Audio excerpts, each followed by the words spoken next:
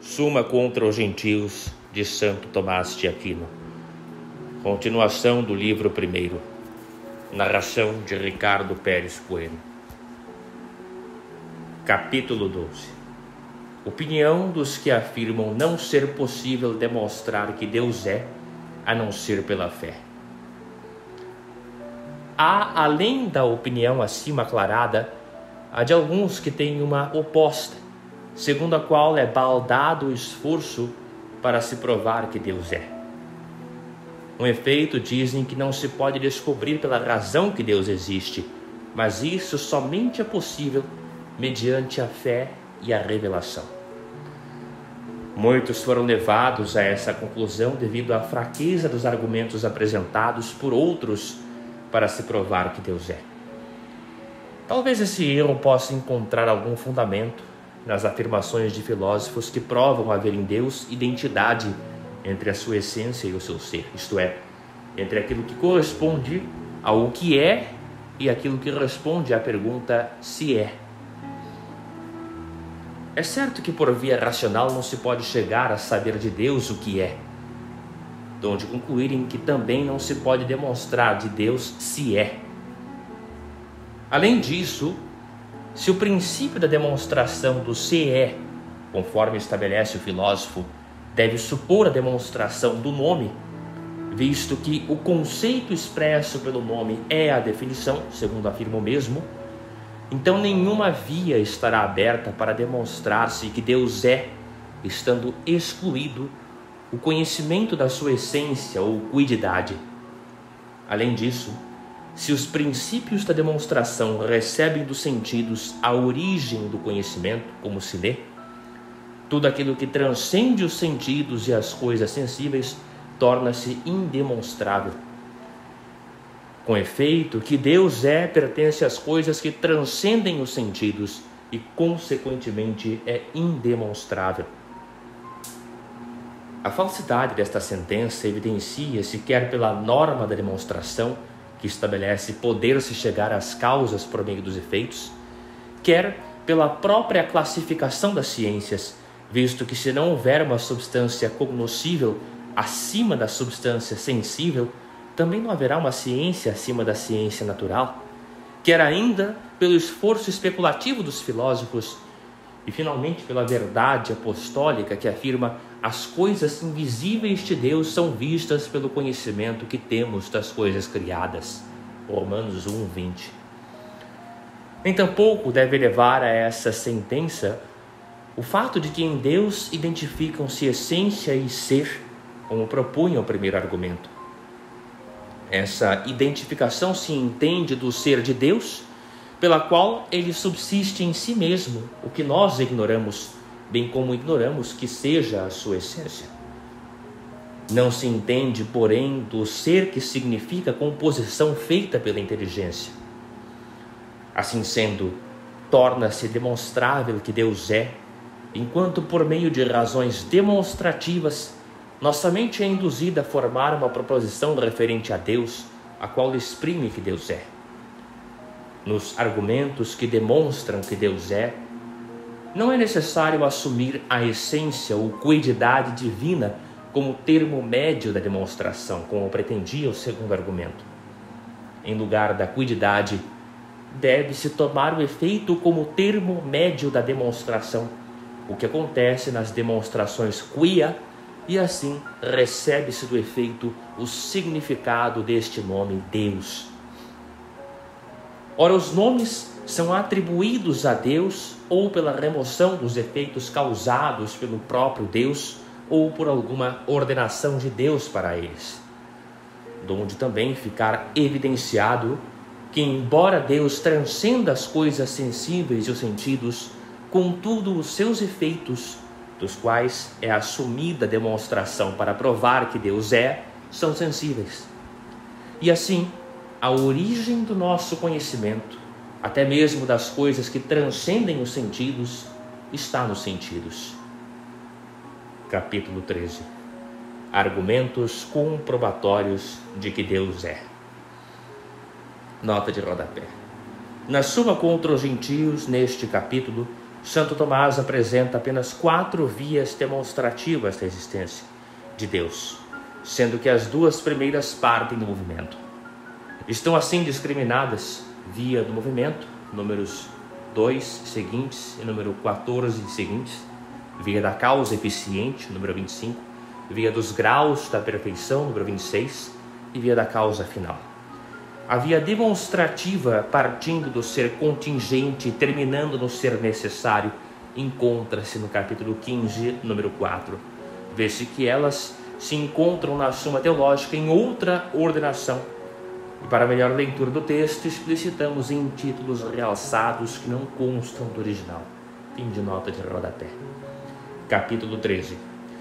Tendo em vista que não é em vão o esforço despendido na demonstração de que Deus é, vamos agora apresentar as razões segundo as quais os filósofos e os doutores católicos provaram que Deus é. Primeiramente, apresentaremos as razões segundo as quais procede Aristóteles para provar que Deus é. Pretende ele prová-lo partindo do movimento por 2 vias. A primeira via do movimento. A primeira via é esta: tudo aquilo que se move é movido por outro. É evidente aos sentidos que algo se move, como por exemplo o Sol, logo deve ser movido por outro movente. Ora, esse outro movente ou é movido ou não é. Se não é movido, confirma-se o nosso intento, isto é, o de que é necessário afirmar-se que há um movente imóvel. A este denominamos Deus. Se, porém, é movido, então é por outro movente. Assim sendo, ou se deve proceder indefinidamente, ou se deve chegar a um movente imóvel. Mas como não se pode proceder indefinidamente, é necessário pôr um primeiro movente imóvel. Não obstante, 2 proposições desta demonstração devem ser ainda demonstradas. Tudo o que é movido por outro. E na série de moventes e movidos, não é possível proceder-se indefinidamente. Primeira proposição: tudo o que é movido por outro. O filósofo demonstra a primeira proposição com 3 argumentos. O primeiro argumento é o seguinte: se algo se move a si mesmo, deve possuir em si o princípio do seu movimento, pois se o não possuísse, evidentemente seria movido por outro. Deve também ser o primeiro movido, isto é, ser movido em razão de si mesmo e não em razão de uma parte sua, como por exemplo o animal, que é movido pelo movimento das partes. Neste caso, o todo não se move por si mesmo, mas por uma parte sua e uma parte por outra. Deve, além disso, ser divisível e ter partes, visto que o que se move é divisível, como está provado pelo filósofo. Firmado nestes pressupostos, o filósofo assim argumenta: aquilo que se põe como movido por si mesmo é primeiramente movido. Por conseguinte, o repouso do todo segue-se ao repouso de sua parte. Se, porém, estando em repouso uma parte sua, uma outra parte fosse movida, então o todo não seria o primeiro movido, mas aquela sua parte movida pela que ficou em repouso. Mas nada que repousa devido ao repouso de outro se move a si mesmo. É necessário, com efeito, que quando o repouso de um se segue ao repouso de outro, também o movimento de um venha após o movimento do outro. Ora, então a coisa não se move a si mesma. Logo, aquilo que foi posto como movendo-se a si mesmo, não se move a si mesmo, donde ser necessário que o que é movido o seja por outro. Nem contradiz essa razão se alguém vier a dizer que não pode repousar uma parte daquilo que se afirma mover-se a si mesmo. Ou também que não pertence à parte repousar ou ser movida, a não ser acidentalmente, como gratuitamente afirmou Avicena. Isto porque a força do argumento está no seguinte: se algo se move primeiramente por si, não em virtude de suas partes, é necessário que o seu movimento não dependa de outro, mas o mover-se do divisível, como seu próprio ser, depende de suas partes. Ora, assim sendo, não pode mover-se primeiramente por si. Portanto, para a verdade da conclusão aduzida, como se ela fosse verdade absoluta, deve-se supor que uma parte daquilo que se move a si mesmo esteja em repouso. Contudo, é necessário ser verdadeira esta condicional. Se uma parte repousasse, repousaria também o todo. Tal proposição, com efeito, pode ser verdadeira, mesmo sendo impossível a sua antecedente. Como verdadeira é esta condicional: se o homem é asno, é irracional. O segundo argumento, apresentado em forma indutiva, é o seguinte: tudo aquilo que é movido acidentalmente não se move a si mesmo, visto que é movido pelo movimento de outro. Igualmente, nem o que é movido por violência, o que é evidente, nem os entes que se movem pela natureza como movida por si, tal como os animais, os quais sabemos serem movidos pela alma, nem por fim os entes movidos naturalmente, como os corpos pesados e os leves, pois estes são movidos por quem os gerou e afasta os obstáculos. Ora, tudo aquilo que é movido ou é por si ou acidentalmente. Se o é por si, ou é por violência ou por sua própria natureza.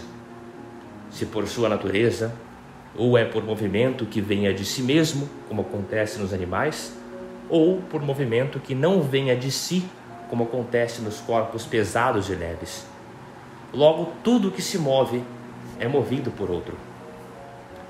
O terceiro argumento é o seguinte: nenhuma coisa está simultaneamente sob o mesmo aspecto em ato e em potência.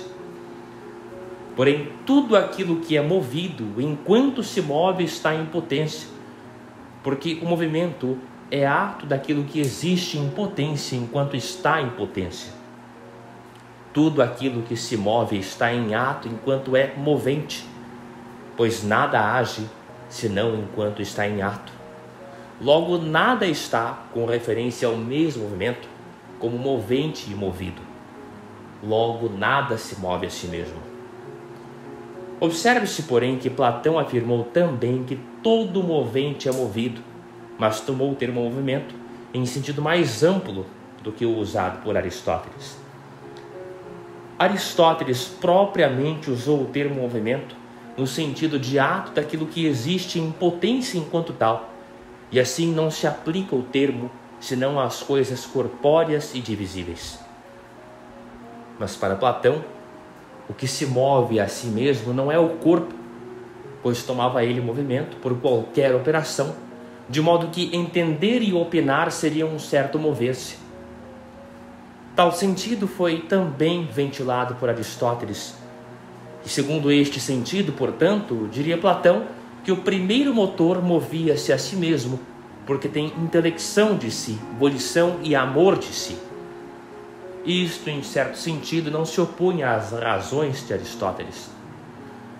Por conseguinte, não há diferença entre chegar-se a algo que se mova a si mesmo, segundo Platão, e chegar-se a algo que seja absolutamente imóvel, conforme Aristóteles.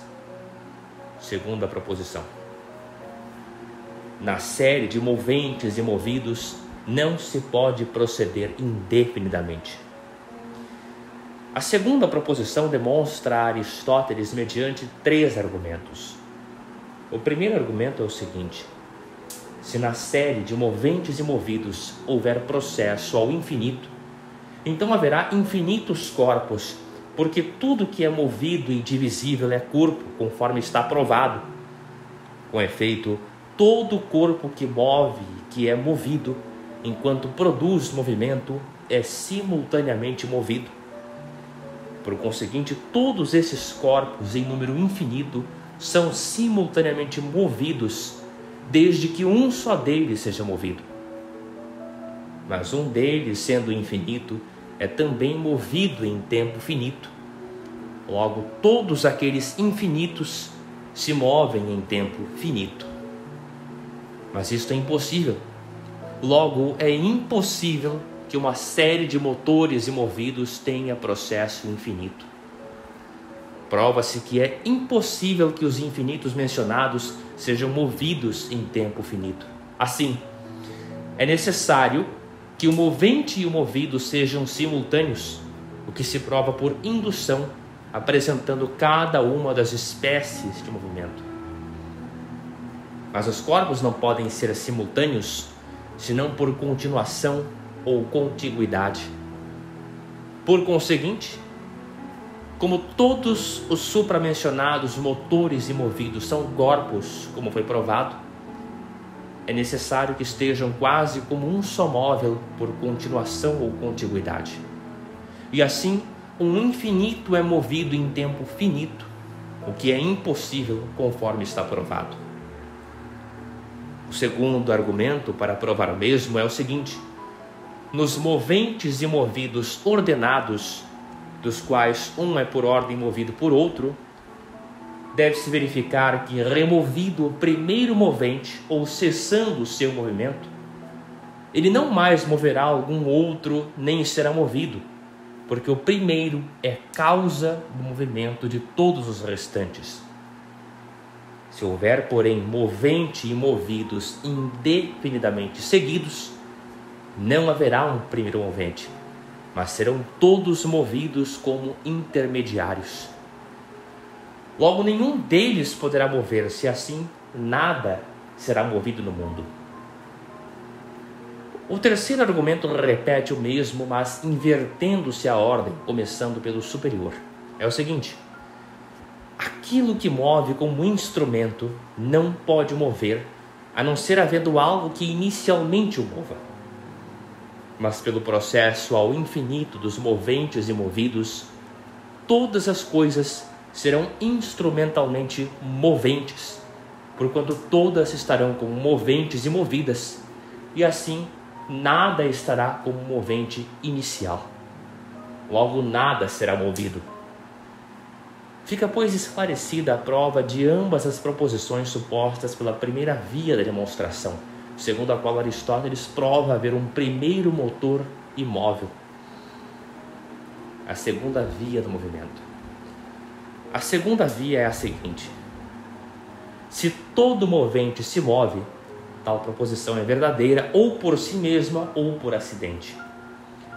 Se é verdadeira por acidente, não é necessária, visto que o verdadeiro por acidente não é necessário. Por conseguinte, que nenhum movente se mova é contingente. Mas se o movente não se move a si, também não move a outro, como afirma o contraditor. Logo, é contingente que nada seja movido, pois se nada se move, nada é movido. Porém, Aristóteles afirma ser impossível que em algum tempo não tenha havido movimento algum.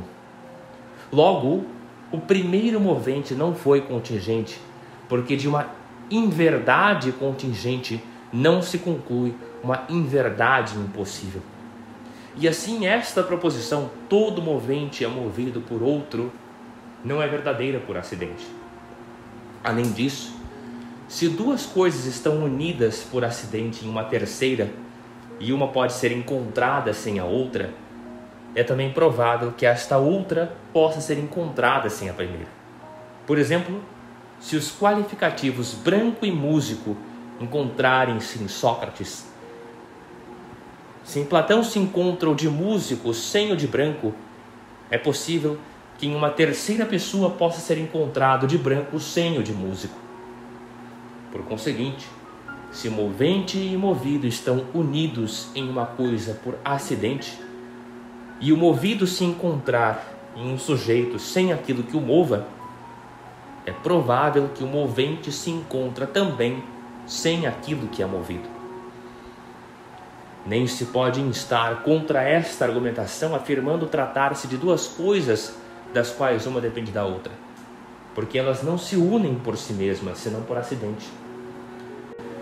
Se, porém, a proposição supra é verdadeira por si mesma, haverá também impossibilidade e inconveniência, porquanto convém que o movente seja movido ou pela mesma espécie de movimento ou por outro.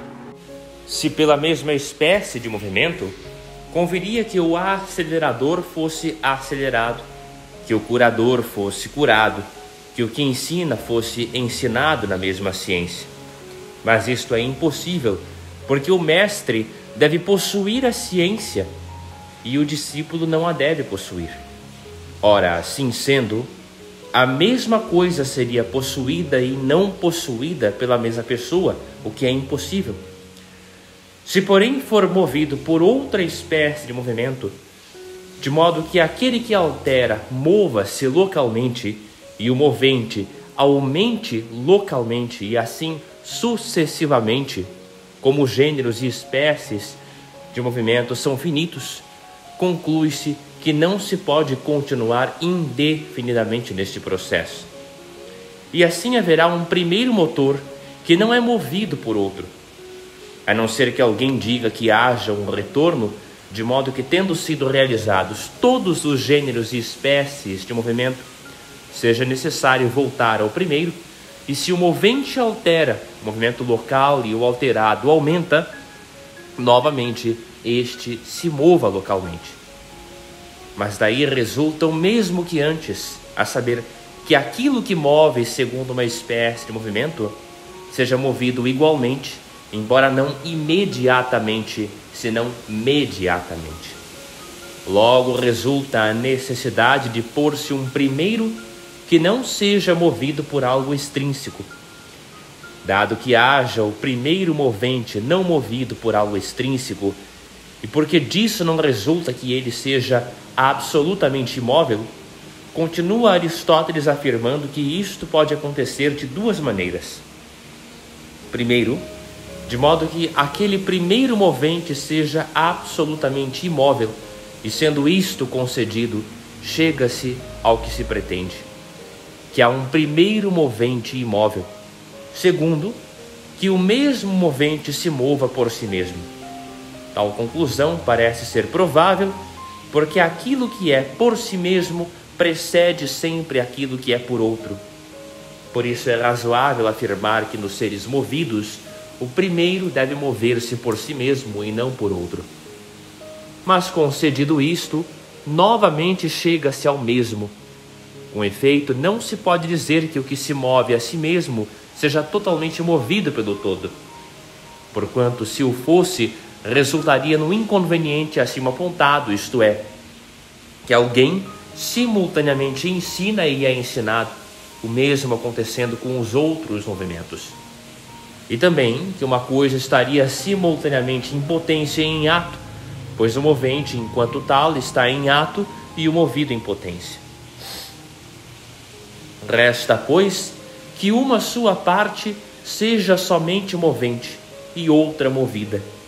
E assim chega-se novamente ao anteriormente dito, isto é, que algo é movente e móvel. Não se pode, porém, dizer que ambas as partes são movidas, sendo uma pela outra. Nem que uma parte se mova e mova a outra, nem que o todo move a parte, nem que a parte move o todo, porquanto disto resultariam os inconvenientes supra, a saber, que algo seria simultaneamente movido e motor segundo a mesma espécie de movimento, e que estaria simultaneamente em potência e em ato, e finalmente que o todo não seria o primeiro a se mover a si, senão que o seria em razão da parte. Resulta, pois, ser necessário ao que se move a si mesmo que uma parte seja imóvel e outra movente. Mas porque nos entes existentes entre nós que se movem por si mesmos, isto é, nos animais, a parte movente, a alma, embora se mova por si, contudo é movida por acidente, continua Aristóteles dizendo que a parte movente do que se move por si mesmo não é movida por si nem por acidente. Ora, Esses entes que existem entre nós e que se movem por si mesmos, os animais, sendo corruptíveis, a sua parte movente é movida por acidente. Donde ser necessário que os entes que se movem por si mesmos e são corruptíveis sejam referidos a um primeiro movente que seja infinito, donde também ser necessário haver um motor para o que se move a si mesmo, que não seja movido por si mesmo nem por acidente. Que deva haver um movente a si mesmo que seja sempiterno, isto é evidente pela posição do mesmo. Porque se o movente é perpétuo, como supõe Aristóteles, necessário também se faz que perpétua seja a geração dos entes que se movem a si mesmos e que são geráveis e corruptíveis. Mas um desses entes que se movem a si mesmos não pode ser causa dessa perpetuidade, porque ele não existe sempre.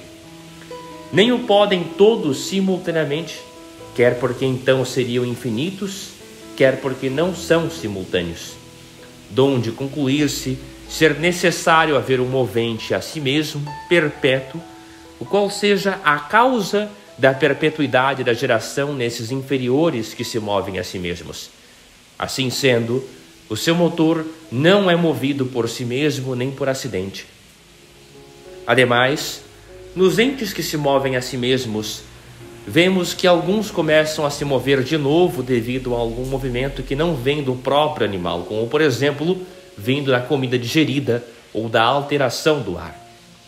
Ora, tal movimento impulsiona aquilo que se move a si mesmo a se mover por acidente. Daí se pode concluir que nenhum dos entes que se movem a si mesmos, cujo motor se move por si ou por acidente, sempre se moverá. Mas o primeiro movente a si mesmo sempre se move, até porque se assim não fosse, não poderia haver movimento sempiterno, dado que todo outro movimento é causado pelo primeiro movente a si mesmo. Resulta, pois, que o primeiro movente a si mesmo é movido pelo motor que não é movido nem por si nem por acidente. Também não contraria essa razão o fato de que os motores dos orbes inferiores produzem um movimento sempiterno e, no entanto, eles mesmos são ditos moverem-se por acidente.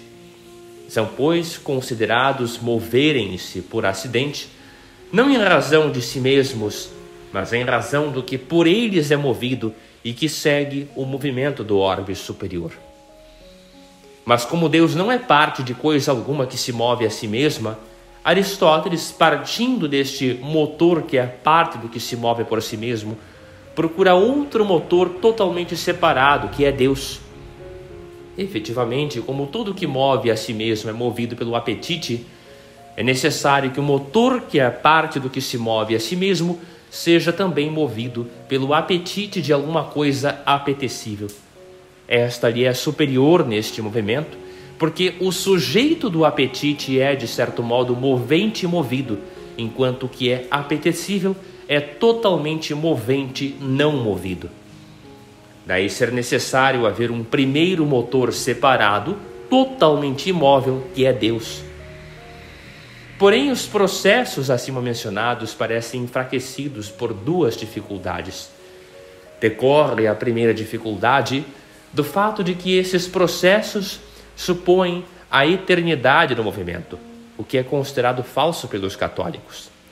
Em refutação à afirmação de que a via eficacíssima para se provar que Deus é parte da suposição da eternidade do mundo, deve-se dizer que ela, sendo admitida, torna-se menos evidente que Deus é. Se o mundo e o movimento tiveram um início em um iniciador, é evidente que houve uma causa que lhes deu o início, porquanto tudo que começa recebe o início de um iniciador, pois nada se reduz a si mesmo de potência a ato ou do não ser ao ser. A segunda dificuldade decorre do fato de que nas demonstrações supra supõe-se haver um primeiro motor, um corpo celeste que se mova por si mesmo, donde se concluir que ele é acionado. Mas isto não é por muitos concedido. Em refutação a essa afirmação, deve-se dizer que se o primeiro movimento não se move por si mesmo, sê-lo-á imediatamente por algo absolutamente imóvel. Daí Aristóteles induzir a esta conclusão disjuntiva: ou se deve chegar imediatamente ao primeiro movente imóvel separado, ou a um que se move a si mesmo, e partindo-se deste, se chega novamente a um primeiro movente separado.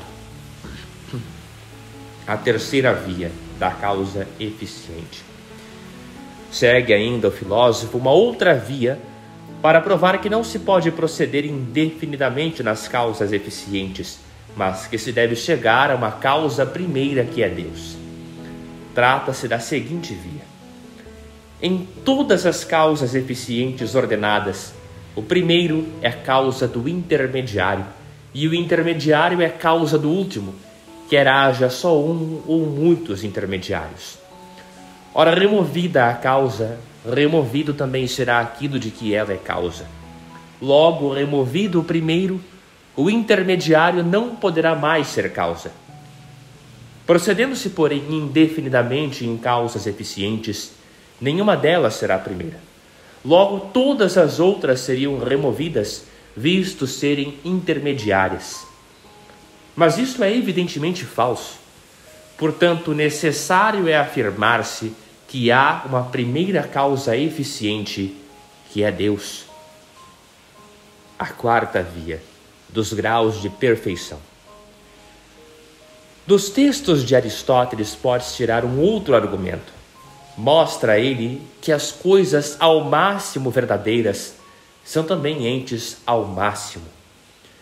Mas ele mostra que há algo ao máximo verdadeiro, concluindo isso de que por haver duas coisas falsas, sendo uma mais que outra, deve haver também uma mais verdadeira que a outra, conforme esteja mais próxima daquilo que é ao máximo e simplesmente verdadeiro. Infere-se daí haver algo que é ente ao máximo. Este algo dizemos ser Deus. A quinta via da causa final. Para provar o mesmo, Damasceno aduz um outro argumento, tirado do governo das coisas, indicado também pelo comentador.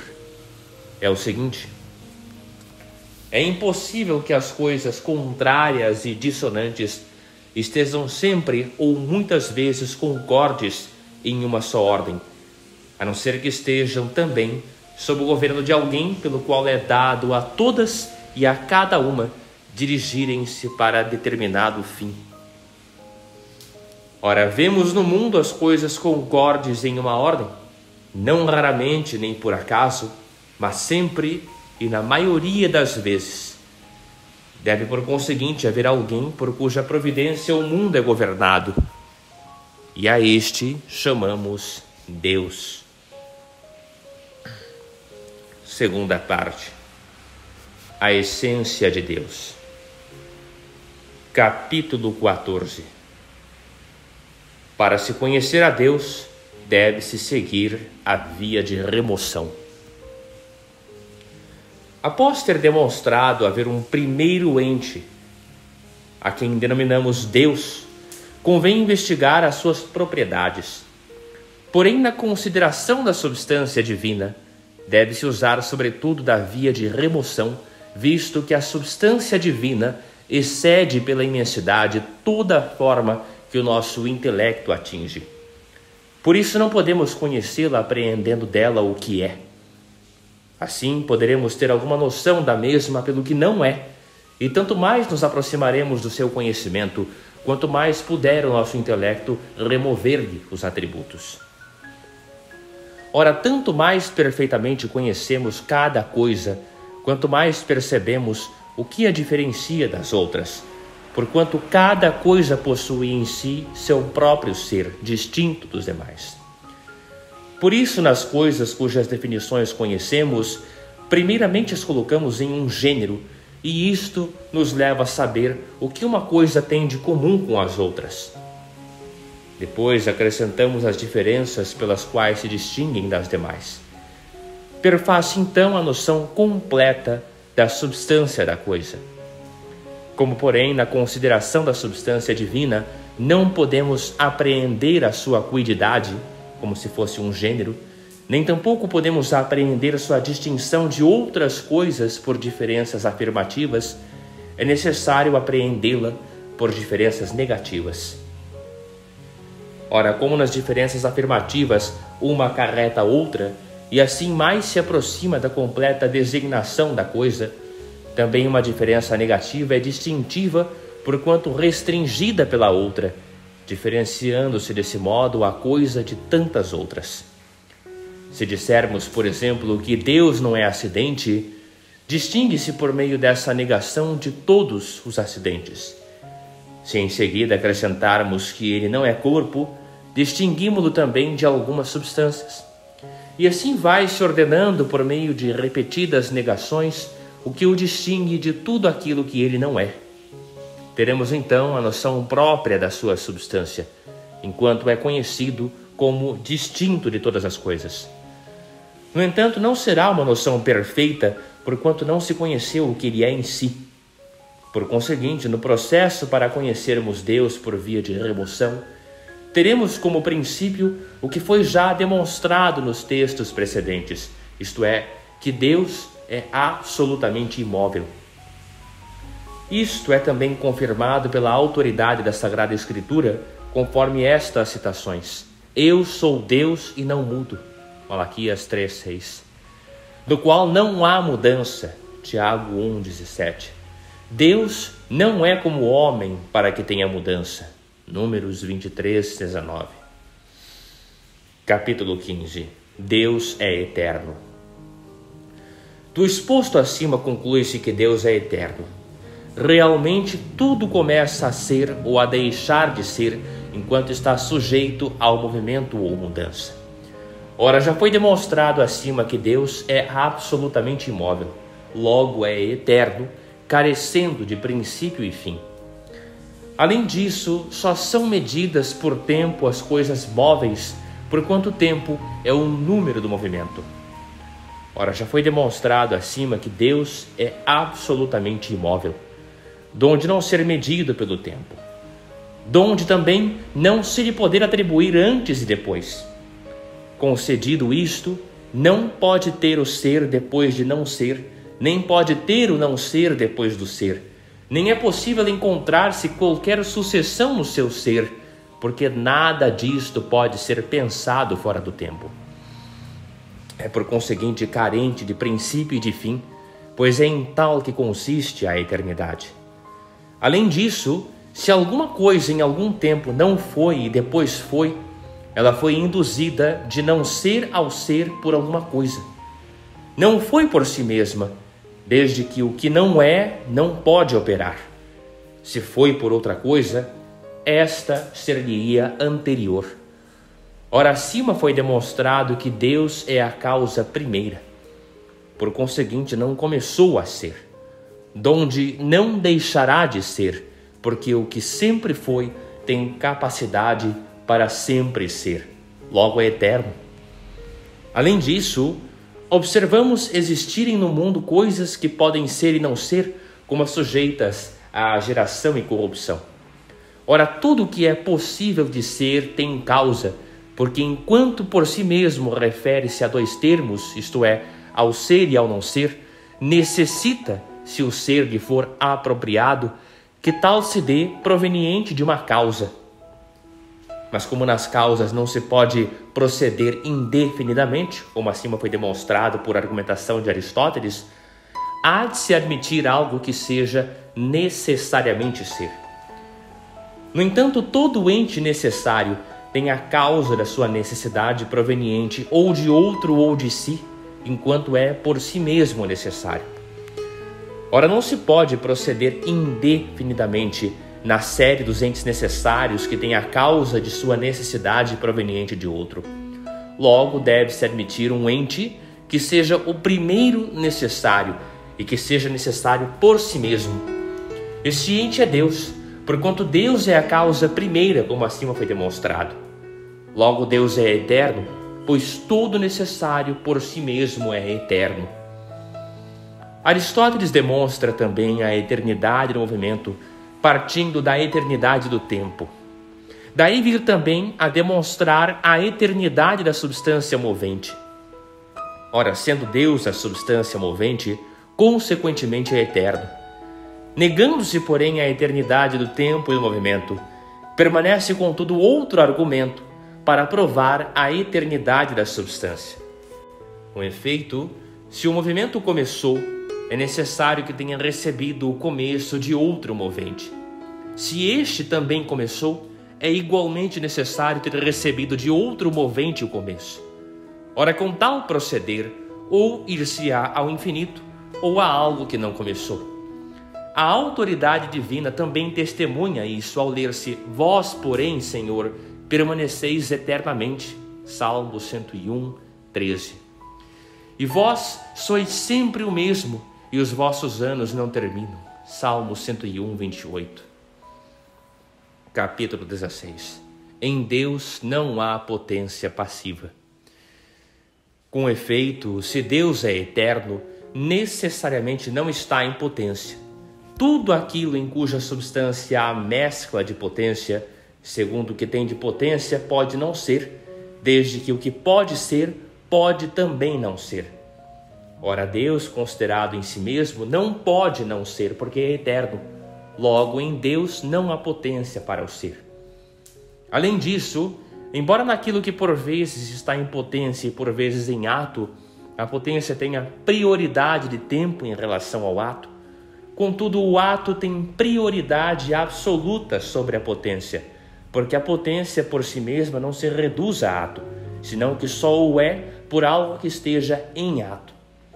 Por conseguinte, tudo aquilo que de algum modo está em potência pressupõe algo anterior a si. Ora, Deus é o primeiro ente, a causa primeira, como acima foi esclarecido. Logo, coisa alguma de potência não tem consigo misturada. Além disso, aquilo que é por si mesmo ser necessário, de nenhum modo é ser possível, enquanto aquilo que é por si mesmo ser necessário não tem causa. Porém, tudo aquilo que é ser possível tem causa, como foi acima demonstrado. Ora, Deus é por si mesmo o ser necessário. Logo, de nenhum modo é ser possível, donde também não ser encontrada potência em sua substância. Além disso, a coisa age enquanto é ato. Por conseguinte, aquilo que não está totalmente em ato, age não pelo todo, mas por uma sua parte. Ora, aquilo que age não pelo todo não é primeiro agente, porquanto age não pela própria essência, mas por participação na ação do outro. Logo, o primeiro agente, que é Deus, nenhuma mistura tem de potência, mas é puro ato. Além disso, assim como a coisa está apta para agir enquanto está em ato, também é apta para ser possível enquanto está em potência, pois o movimento é o ato do ser em potência. Mas Deus é absolutamente imutável e impassível, como ficou esclarecido acima. Logo, nada tem de potência passiva. Além disso, observamos haver no mundo coisas que são reduzidas de potência a ato. Ora, elas não se reduzem a si mesmas de potência a ato, porque a potência ainda não é e por isso não pode agir. É necessário haver algo que lhe seja anterior e que a reduza de potência a ato. E aquilo que reduziu esta, caso haja saído também de potência a ato, necessita de outro ser que efetuou a redução. Ora, nessa sucessão é impossível ir-se indefinidamente. Logo, é necessário chegar-se a algo que seja somente ato e que não esteja mesclado de potência. Esse algo é Deus. Capítulo 17. Em Deus não há matéria. Do que se disse no capítulo anterior, deduz-se que não há matéria em Deus, até porque a matéria é por natureza potência. Além disso, a matéria não é princípio de ação. Por isso, segundo o filósofo, não se conciliam no mesmo sujeito causalidade eficiente e matéria. Ora, Deus é a primeira causa eficiente, como se disse acima. Logo, em Deus não há matéria. O filósofo refutou os que afirmam ser a matéria a causa primeira de todas as coisas, concluindo que, se o fosse, as coisas naturais surgiriam por acaso. Ora, se Deus, que é a causa primeira, for causa material das coisas, segue-se que tudo surge por acaso. Além disso, a matéria não se torna a causa de alguma coisa em ato, senão enquanto ela sofre alteração ou mudança. Por conseguinte, se Deus é imóvel, como acima foi provado, de nenhum modo pode ser causa das coisas como matéria. Além disso, a fé católica professa como verdade que Deus criou todas as coisas não de sua substância, mas do nada. Esta verdade destrói a opinião desvairada de David de Nan, o qual identificou Deus com matéria-prima. Segundo ele, se assim não fosse, haveria necessidade de distingui-la por algumas diferenças, então já não seriam simples, conquanto nos sujeitos que se distinguem entre si por alguma diferença, a própria diferença supõe composição. Essa opinião resulta de ignorância, porquanto desconheceu ele a distinção entre diferença e diversidade. Diferença implica referência a outro, pois o que é diferente o é de outro. Diversidade afirma algo absoluto, enquanto as coisas não são idênticas. Assim sendo, deve-se buscar a diferença entre as coisas que têm algo de comum, para se lhes atribuir algo que as diferencie. Por exemplo, duas espécies concordam em gênero e distinguem-se pela diferença. Porém, nas coisas que nada têm de comum, nelas não se deve buscar algo que as diferencie, pois que são diversas.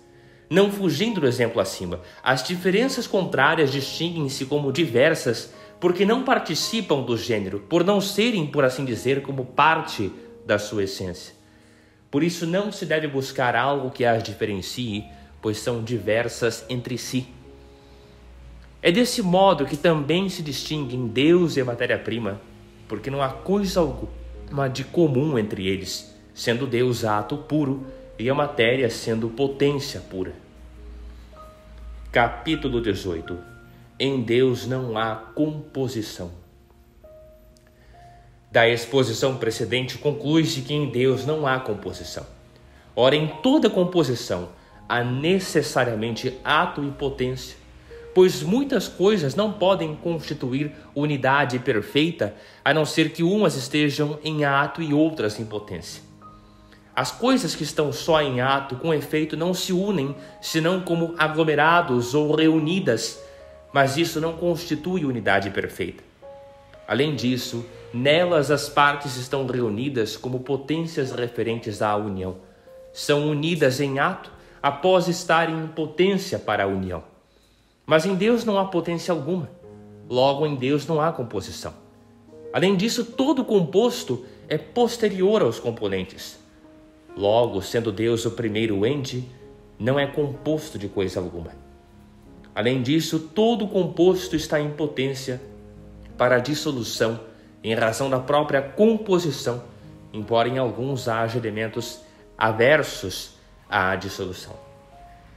Ora, o que é dissolúvel está em potência para o não ser, mas tal não acontece em Deus, porque Deus é, por essência, o ser por necessidade. Logo, não há em Deus composição alguma. Além disso, toda composição necessita de um compositor. Ora, se há composição, há também pluralidade, e as coisas que constituem pluralidade não formariam unidade, a não ser que um compositor as unisse.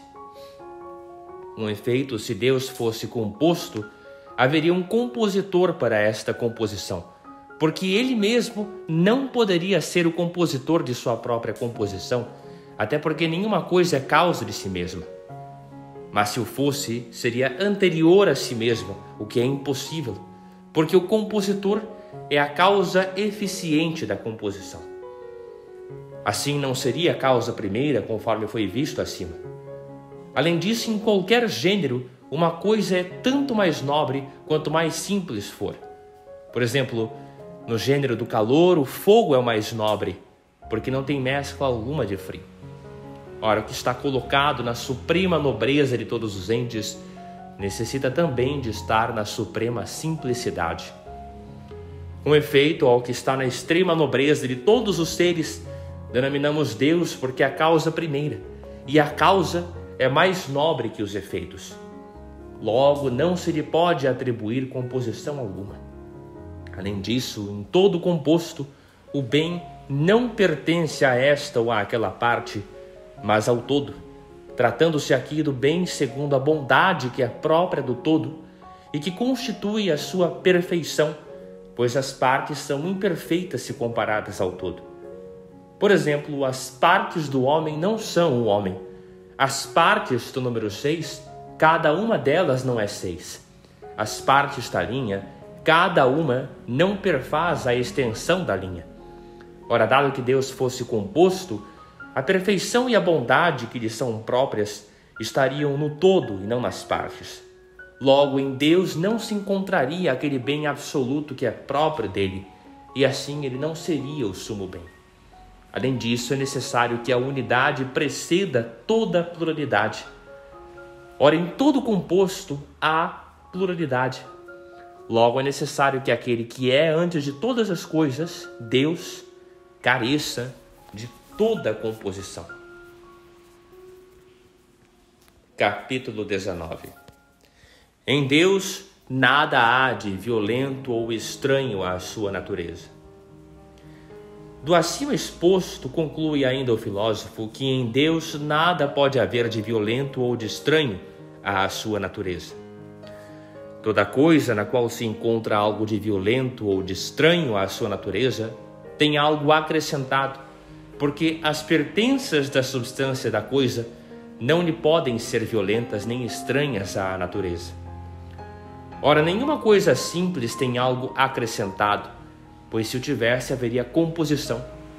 Pois bem, como Deus é simples, conforme já foi dito, nada pode haver nele de violento ou de estranho à natureza. Além disso, a necessidade de coação é sempre imposta por agente externo. Ora, em Deus não há necessidade que venha de outrem, senão que ele é necessário por si mesmo e é causa da necessidade das coisas. Logo, em Deus não há coação alguma. Além disso, nas coisas em que há violência, pode haver algo que lhes não convenha naturalmente, porque a violência é contrária ao que é segundo a natureza. Ora, em Deus não é possível haver algo estranho ao que lhe convém segundo a natureza, porque ele, segundo a natureza, é o ser por necessidade, conforme acima foi demonstrado. Logo, nada há nele de violência.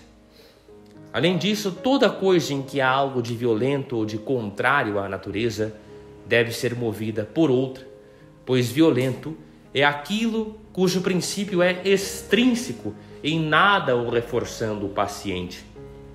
Ora, Deus é absolutamente imóvel, como foi acima demonstrado. Logo, nada de violento ou de contrário à natureza pode haver nele. Capítulo 20. Deus não é corpo. Nota de rodapé. Este longo capítulo deve ser interpretado segundo os dados científicos do século XIII, bem como as ideias averroístas muito difundidas que eram nesta época.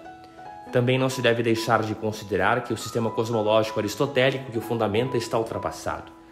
Contudo, alguns argumentos metafísicos são válidos. A ordenação dos assuntos no capítulo é a seguinte. Primeiro, 6 argumentos baseados nas qualidades dos corpos, números 1 a 6. Segundo, 4 argumentos baseados na duração das coisas, conforme a teoria aristotélica, números 7, 8, 16 e 17. 5 objeções ao segundo argumento, números 9 a 15. Terceiro, confirmação pela Sagrada Escritura, número 19. Quarto, erros destruídos pela argumentação exposta, números 18 a 20. Fim de nota de rodapé. Da exposição precedente conclui-se que Deus não é corpo. Efetivamente, por todo o corpo ser contínuo, é composto e tem partes. Ora, Deus não é composto, como acima foi argumentado.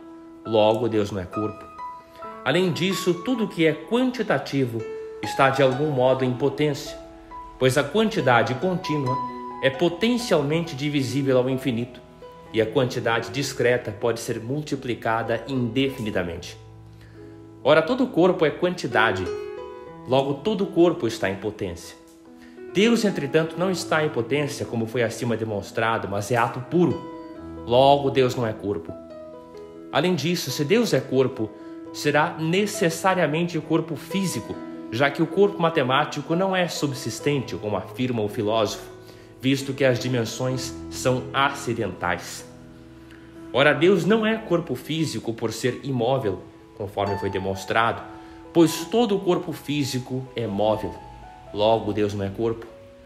Além disso, todo o corpo é finito, quer seja esférico, quer retilíneo, como demonstra Aristóteles. Ora, podemos, pelo intelecto e pela imaginação, transcender o corpo finito. Com efeito, se Deus fosse corpo, poderíamos, pelo intelecto e pela imaginação, cogitar em algo maior que Deus. Tal acontecendo, Deus não seria maior que o nosso intelecto e nossa imaginação. Mas isso não convém, logo Deus não é corpo. Além disso, o conhecimento intelectivo é mais certo que o sensitivo. Como há na natureza objeto de conhecimento sensitivo, há também objeto de conhecimento intelectivo. Como, porém, a ordem das potências segue a ordem dos objetos, assim também a distinção dos mesmos. Logo, existem na natureza coisas inteligíveis acima de todas as coisas sensíveis. Ora, todo corpo existente na natureza é sensível. Por conseguinte, deve-se admitir algo mais nobre e que esteja acima dos corpos. Logo, caso Deus fosse corpo, não seria o primeiro e máximo ente. Além disso, o ente vivo é mais nobre que todo o corpo não vivo. Mas a vida é mais nobre do que o corpo que ela vivifica, já que é por meio dela que ele é superior aos demais corpos. Por conseguinte, aquilo que está em máximo grau de nobreza não é corpo, tal é Deus. Logo, Deus não é corpo. Além disso, os filósofos apresentam razões para demonstrar o mesmo, deduzidas da eternidade do mundo, como a seguinte: em todo movimento eterno, é necessário que o primeiro movente não seja por si mesmo, nem por acidente, como acima foi esclarecido. Ora, o corpo celeste move-se circularmente por movimento eterno. Logo, o seu motor não se move por si mesmo, nem por acidente. Mas nenhum corpo se move localmente, a não ser que seja movido, porque é necessário que o movente e o movido sejam simultâneos. Dado isso, é necessário que o movente seja movido para que simultaneamente se mova com o corpo movido. Além disso, nenhuma virtude corpórea é capaz de mover se não for movida por acidente, pois sendo o corpo movido, a sua virtude também o é acidentalmente. Logo, o primeiro motor celeste não é corpo nem virtude corpórea. Ora, aquilo a que por último reduz-se o movimento do céu, com o primeiro movente imóvel, é Deus. Logo, Deus não é corpo.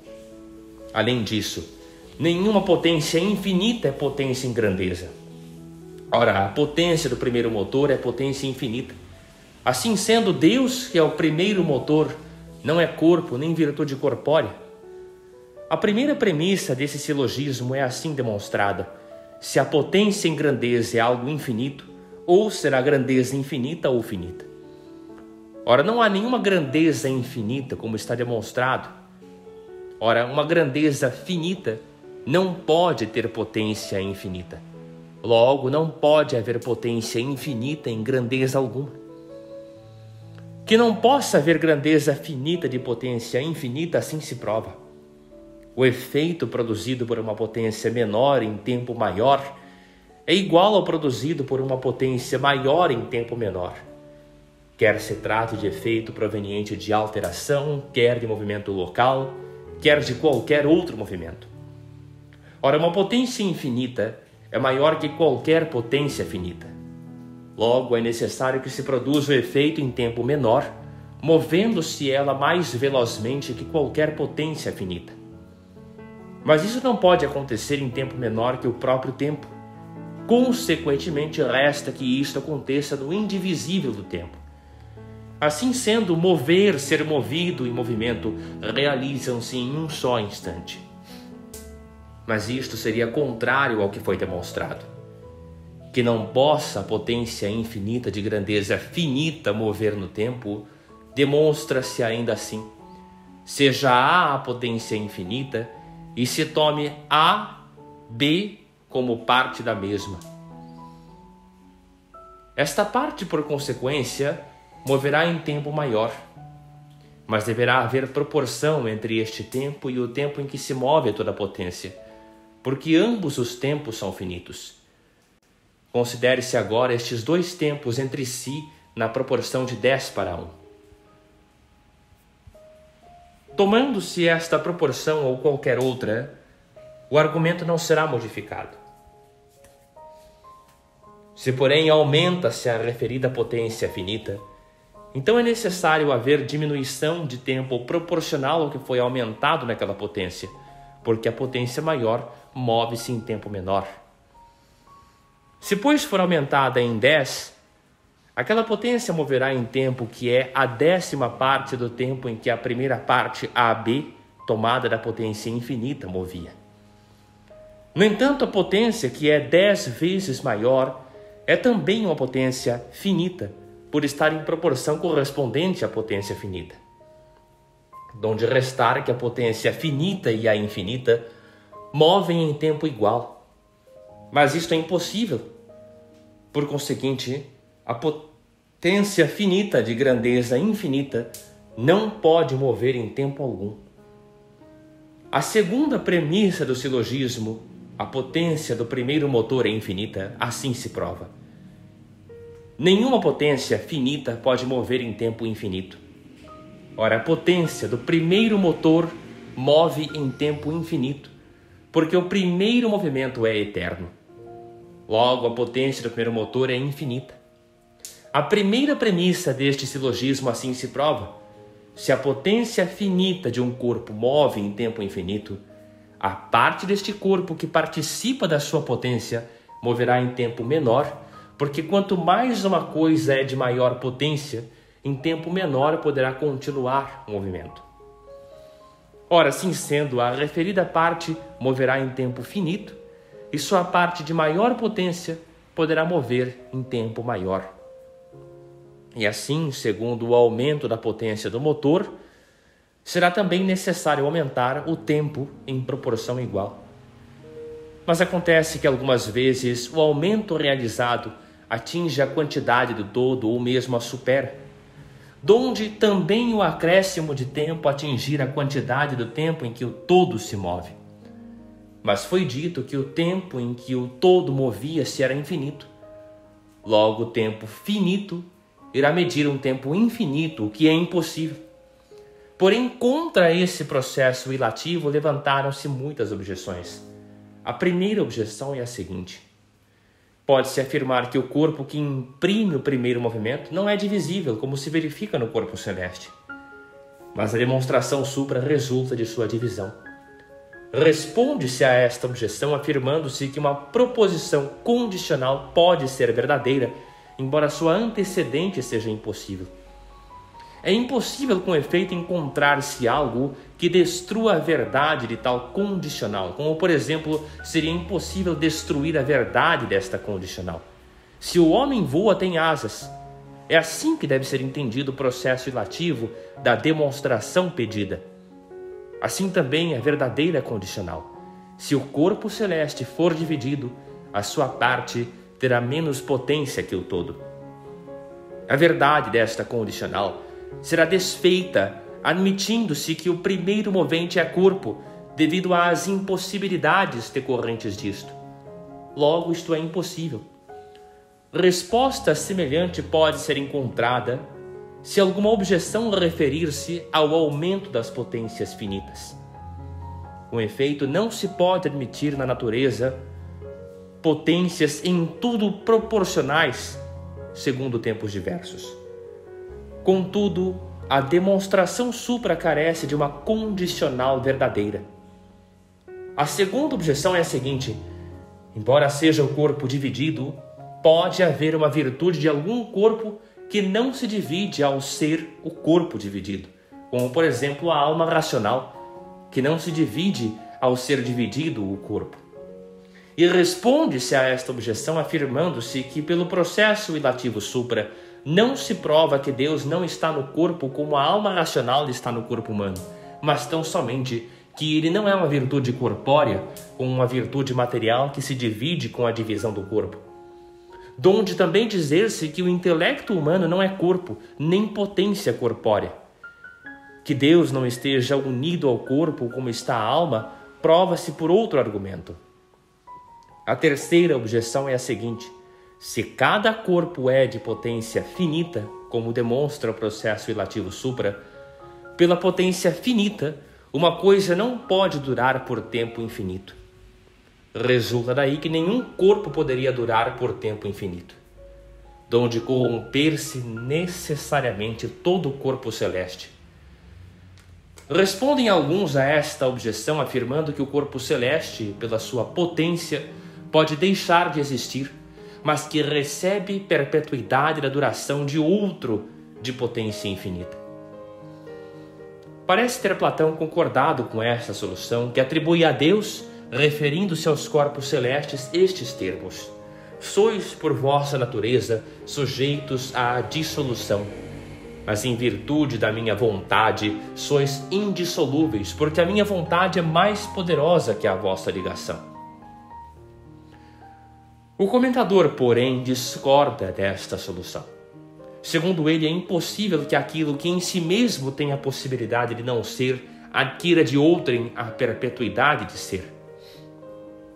Resultaria então que o corruptível torna-se incorruptível. Daí o mesmo argumento assim: no corpo celeste toda a potência que há é finita.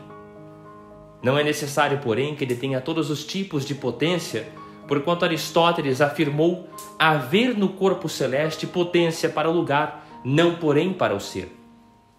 E desse modo não é necessário atribuir-se de potência para o não ser.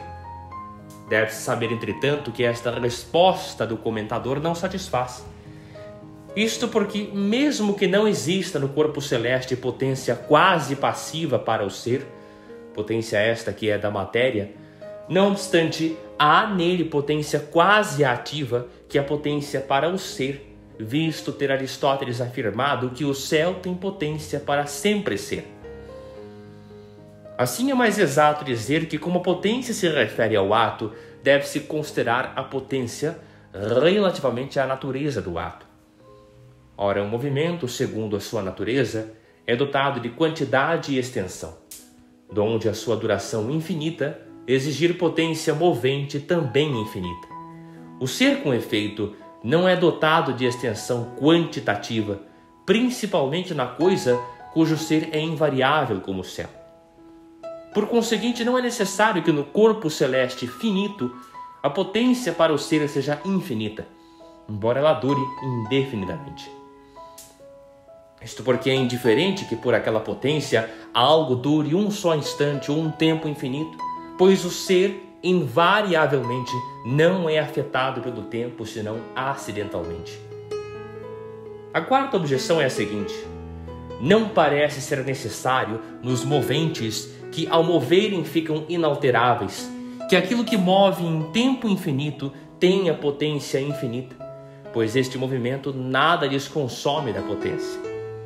Por conseguinte, após terem movido por algum tempo, poderão mover em tempo não menor que o anterior. Assim, como a virtude do Sol é infinita e na sua atividade não lhe é diminuída a virtude ativa, ele pode agir segundo a sua natureza por tempo infinito sobre os corpos inferiores. Responde-se a esta objeção afirmando-se que, como já foi provado, o corpo não move, senão sendo movido. Donde, se acontecer que um corpo não seja movido, também não se moverá. Ora, em tudo que é movido, há potência para termos opostos, porque os termos do movimento são opostos. Logo, no que depende de si, todo corpo que é movido pode também não ser movido. Como ademais aquilo que pode não ser movido não recebe de si mesmo a capacidade de se mover perpetuamente, nem de ser movido perpetuamente. A predita demonstração procede efetivamente de potência finita do corpo finito, que por si mesmo não possa mover-se perpetuamente. No entanto, o corpo que pode ser movido, que pode mover e não mover, pode igualmente receber de outro a perpetuidade do movimento. mas é preciso que este seja incorpóreo, donde será necessário que o primeiro movente seja incorpóreo. Assim sendo, nada impede que o corpo finito por natureza, que adquire de outro a perpetuidade do movimento, tenha também perpetuidade de mover, pois o primeiro corpo celeste pode, por sua natureza, provocar, por um movimento perpétuo, o giro dos corpos celestes inferiores, com uma esfera move outra. Nem há inconveniência, segundo o comentador, que aquilo que por natureza pode ser movido e mover receba de outro a perpetuidade do movimento, como também ele afirmava ser impossível relativamente à perpetuidade do ser, pois o movimento é uma certa transmissão do movente para o movido. Portanto, pode um móvel receber de outro a perpetuidade do movimento que por si mesmo não a possuía. O ser, no entanto, é algo fixo e quieto no ente. Por isso que por natureza está em potência para o ser, não pode, como afirma o próprio comentador, receber de outro a perpetuidade do ser por via natural. A quinta objeção é a seguinte: no processo ilativo precedente, não se encontra razão mais convincente que prove não haver potência infinita com grandeza, como há sem grandeza, pois em ambos os casos conclui-se que move prescindindo de tempo. Responde-se a esta objeção afirmando-se que o finito e o infinito encontram-se na grandeza, no tempo e no movimento, conforme a mesma razão. Por isso, o infinito de um deles desfaz a proporção finita com os demais. Porém, em coisas carecentes de grandeza, o finito e o infinito não se encontram senão equivocamente, donde não haver lugar em tais potências para o supracitado demonstrativo. No entanto, pode-se com mais acerto responder a esta objeção, afirmando-se que há no céu dois motores, um próximo de virtude finita, e disto resulta ter ele movimento de velocidade finita, o outro remoto de virtude infinita, razão porque pode ter movimento de duração infinita. Fica assim também esclarecido por que uma potência infinita, que não seja de grandeza, pode mover um corpo no tempo, mas não imediatamente. Mas uma potência de grandeza deve mover imediatamente, porque nenhum corpo move se não for movido. Donde se movesse, moveria prescindindo do tempo. Pode-se ainda com mais acerto responder à objeção, dizendo-se que a potência que não tem grandeza é o intelecto que move pela vontade. Daí ele mover segundo a exigência do móvel e não segundo a proporção da sua virtude. Uma potência de grandeza não pode mover senão por necessidade natural, porque já foi provado que o intelecto não é potência corpórea e assim move proporcional e necessariamente à sua quantidade, donde considerar-se que se move instantaneamente. Desfeitas as objeções propostas, continuemos a discorrer sobre os argumentos de Aristóteles. Além disso, nenhum movimento de movente corpóreo pode ser contínuo e regular, porque o movimento corpóreo move localmente por atração ou repulsão. Aquilo, porém, que é atraído ou repelido não se mantém do princípio ao fim do movimento na mesma disposição com relação ao movente, pois às vezes está mais perto e outras vezes mais afastado, razão porque nenhum corpo pode mover com movimento contínuo e regular. Mas o primeiro movimento é contínuo e regular, como foi provado. Logo, o movente do primeiro movimento não é corpo. Além disso, nenhum movimento dirigido para um termo com passagem de potência a ato pode ser perpétuo, porque tendo chegado a ato ele repousa. Portanto, se o primeiro movimento é perpétuo, convém que seja dirigido para um termo sempre e totalmente em ato. Este termo, porém, não é corpo nem potência corpórea, porque ambos são essencial ou acidentalmente móveis.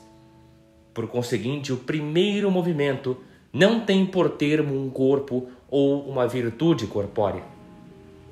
O termo do primeiro movimento é o primeiro movente que move como algo desejado. Tal termo é Deus. Logo, Deus não é corpo nem virtude corpórea. Embora seja falso, segundo nossa fé, que seja perpétuo o movimento celeste, como ficará esclarecido adiante, é verdadeiro, porém, que tal movimento não cessará devido não à impotência do motor, nem à corrupção das substâncias móveis, porquanto não vemos o movimento do céu ter diminuído atrás de longo espaço de tempo. Por isto, as demonstrações precedentes não são destituídas de valor. A autoridade divina concorda também com outra verdade. Lê-se: Deus é Espírito, e os que o adoram devem adorá-lo em espírito e verdade. João 4:24. E em São Paulo: só a Deus, Rei dos séculos e invisível. 1 Timóteo 1:17. E as coisas invisíveis de Deus tornam-se visíveis por meio do conhecimento das coisas criadas. Romanos 1:20. Ora, o que é conhecido não pelo sentido da visão, mas pela inteligência, é incorpóreo. Pelas supracitadas afirmações, fica destruído o erro dos primeiros filósofos naturalistas, os quais nada admitiam a não ser as causas materiais, como o fogo e a água e outras coisas semelhantes.